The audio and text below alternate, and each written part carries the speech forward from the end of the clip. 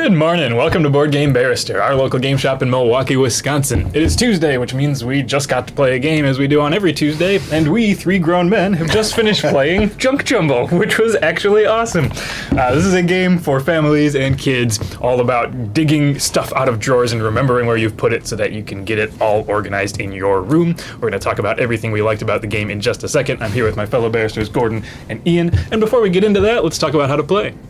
Alright, we've put off cleaning our room for too long, it's time to get organized, and we're going to do that in Junk Jumble. You can see right here we've got our dresser that we're going to be playing the game out of.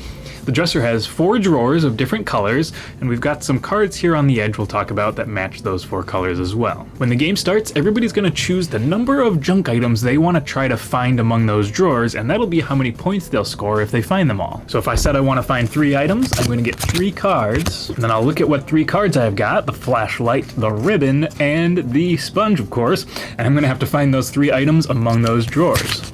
So how do you find them? Well, on your turn, you get to choose one drawer to look through and see if you can find any of your objects. So on my turn, maybe I'll start at the top and choose that yellow drawer. And then you're always gonna take the drawer you chose and put it up on top of the dresser where everybody can get a kind of good look at what's in there. And you can use one finger to try to search through it. So yep, there's that sponge I was looking for. Is there anything else I need? I wanna be quick about this so not everybody gets to see everything they want. And as soon as I'm done, I can put that drawer back with the information I have. I've seen the sponge, it's in the yellow drawer. We're gonna keep on doing this, trying to get a good look at other people's drawers and see whatever objects we're able to see. And then if our turn comes around and we feel like we know where all of our objects are, we can skip looking in a drawer this turn and instead make a guess on our objects. If we're ready to make that guess, I'm gonna say, all right, I saw the sponge in yellow, we remember that, and then I also, in the course of the game, saw the ribbon and the flashlight were both in the green drawer. Then I've gotta pull open those drawers and actually confirm for everyone, yep, there's the sponge, and yep, there's the flashlight and the ribbon. Now other people can also be looking in those drawers while we're doing this, and then once we've confirmed that we're correct, we get to score a point token worth the same amount of points as the number of cards we've got.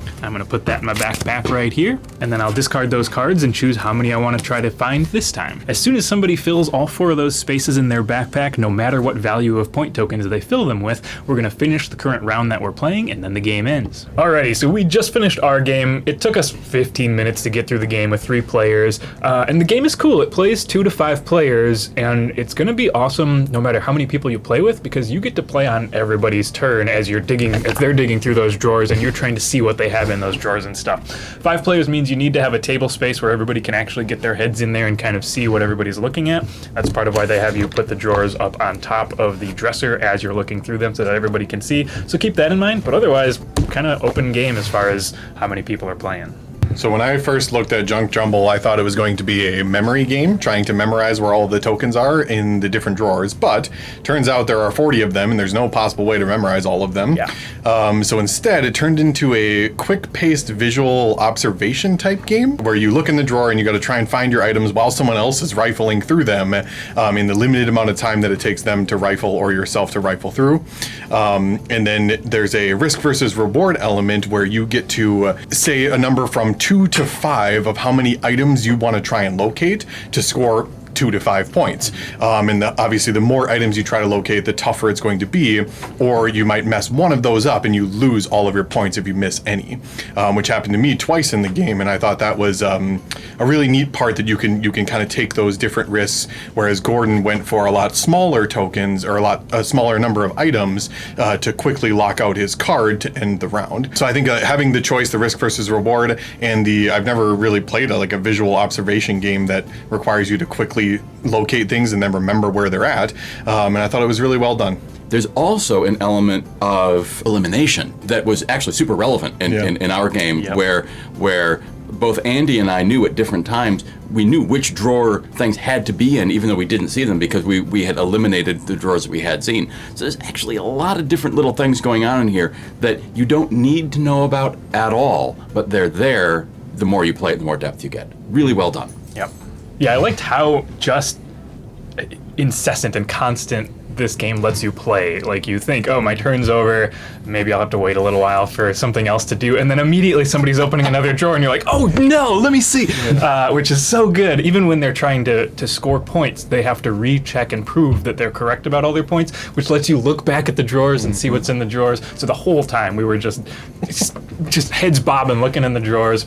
Super cool game as far as like how much attention you want to pay to try to get that little upper edge. And I think everyone playing it, families and kids, are going to have a great time with just kind of constantly sticking their heads over the drawers and trying to see what they can see. There is an immediate short-term memory requirement because you are doing that visual acuity, searching for things from that snapshot of cards that you got in your hand. So the interaction between the searching and the visual acuity and that I need to find these 2 or 3 or 5 things right away is really present. So it's hitting a number of different developmental areas even before you get into that longer run, memorizing throughout the drawers. You still need to remember what your cards are, and you need to be able to update that search pattern right away. Yeah. That's a great skill, and I love how this gets at that. Yeah. And I just have to say that the theme is great.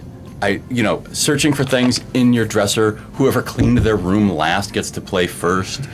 I just love the theme. I love how that then came into the construction with the drawers that pull out and go on top of the dresser. Really kudos on building a game where the theme and the physical game and the gameplay all come together. I love it a bunch. It's really cute. I think I have exactly these items in my junk drawer at home.